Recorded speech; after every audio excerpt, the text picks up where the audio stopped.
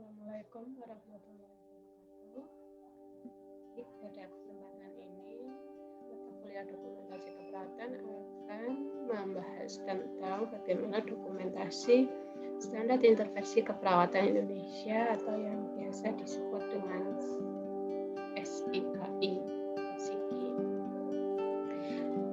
Tuangnya pembahasan pada topik ini nanti bagaimana standar intervensi keperawatan, komponen-komponennya, dan tautan dari SDKI dan SIKI dan proses penyusunan dari SIKI. SIKI sendiri merupakan segala treatment yang dikerjakan oleh perawat berdasarkan pada pengetahuan dan penelitian klinis untuk mencapai tindakan. Sedangkan tindakan perawat adalah perilaku spesifik yang dikerjakan oleh perawat untuk mengimplementasikan intervensi. SIKI sendiri memuat sebanyak 590 intervensi keperawatan yang tercetak dalam buku SIKI edisi pertama cetakan kedua. Keunggulan yang harus dimiliki dalam standar intervensi keperawatan, ya areanya harus generalis dan spesialis, kemudian mencakup fisiologis dan psikologis, dengan area kuratif, preventif, dan promotif, dengan sasaran individu, keluarga, dan komunitas, baik yang dilakukan pelayanan secara direct ataupun indirect, dan tindakan secara independen maupun kolaborasi. Selain itu, intervensi keperawatan yang ada di SIKI juga berbasis dengan riset, menggunakan istilah klinis yang jelas, mudah digunakan, dan dapat dikaitkan dengan diagnosis ataupun outcome keperawatan. Kalau kita melihat intervensi sendiri, ada yang jenisnya direct atau langsung dilakukan kepada pasien.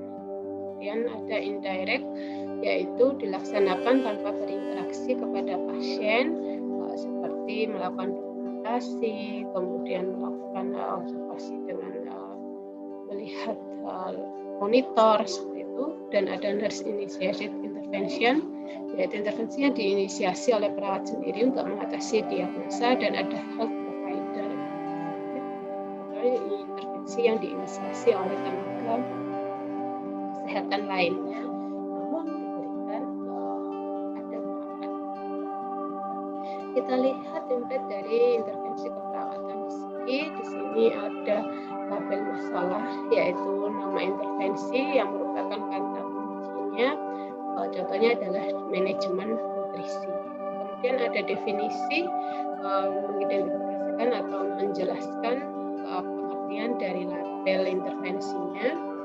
Kemudian ada tindakannya, baik yang sifatnya observasi, terapeutik, edukasi, ataupun kolaborasi. Nah, ini beberapa jenis tindakan keperawatan. Ya, observasi berarti mengumpulkan data status kesehatan pasien, melakukan pemeriksaan berulang-ulang. Kemudian ada yang terapeutik, di sini adalah tindakan yang untuk memulihkan atau mencegah kesehatan pasien. Sedangkan edukasi adalah rencana tindakan untuk meningkatkan pengetahuan atau kemampuan merawat diri, dan kolaborasi yang bekerjasama dengan perawat atau nakes yang lain. Nah, untuk tautan atau linkage SDKI dan SIKI sendiri, di sini menentukan intervensi, ya setelah kita menetapkan diagnosanya.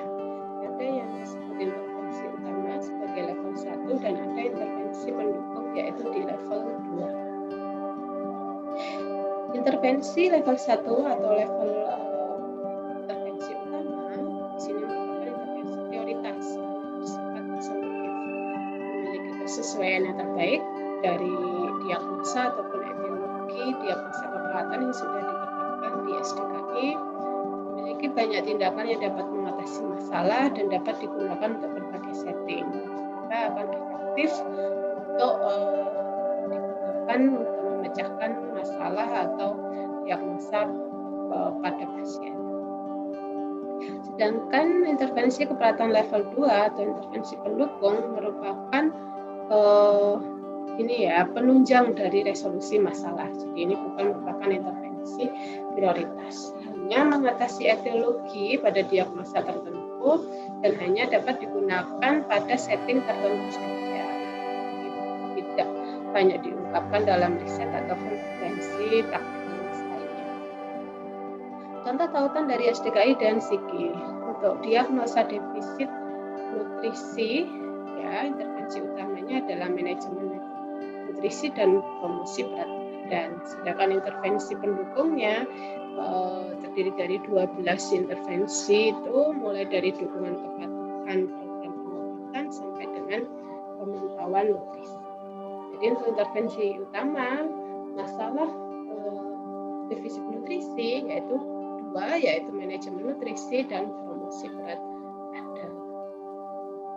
Pertimbangan pemilihan intervensi ya dalam diagnosa keberadaan sudah ditentukan hasil yang diharapkan atau luarannya, capaiannya tadi apa, kemudian intervensinya yang dilakukan apa, sehingga di sini kemampuan dalam penerimaan pasien ya dan kemampuan perawat ini bisa dilaksanakan seimbang dengan intervensi keperawatan sesuai dengan hasil yang sudah dilaksanakan. Lalu untuk penulisan intervensi keperawatan sendiri atau dokumentasinya, label intervensi menggunakan kata benda, ya, jadi pemantauan, bukan memantau, ya. Kemudian pengkajian, ya, bukan mengkaji, atau mungkin pemberian, ya, bukan memberi. Jadi terdiri dari 3 kata, ataupun kurang, namun tidak lebih dari 6 kata dengan label mencakup 8 deskriptor. Saja deskriptornya ada dukungan, edukasi, kolaborasi, konseling, konsultasi, latihan, ya, manajemen, pemantauan, pemberian, pemeriksaan, pencegahan, pengontrolan, perawatan, promosi, rujukan, resusitasi, screening, dan terapi. Ini adalah label deskriptornya. Kemudian setiap kalimat diawali dengan kata kerja, jadi hindari kata kaji, observasi, dan evaluasi, ya, dianjurkan menggunakan kalimat periksa, identifikasi, dan monitor menggunakan bahasa baku Indonesia IYD yang sudah disesuaikan. Hindari mengkombinasi 2 ide dalam satu tindakan, jadi misal periksa dan identifikasi ini harus dipisah. Periksa tekanan darah, identifikasi tanda-tanda penurunan tekanan darah. Kemudian susunan tindakan keperawatan harus secara sistematik, yaitu mencakup addition, deletion, atau modification.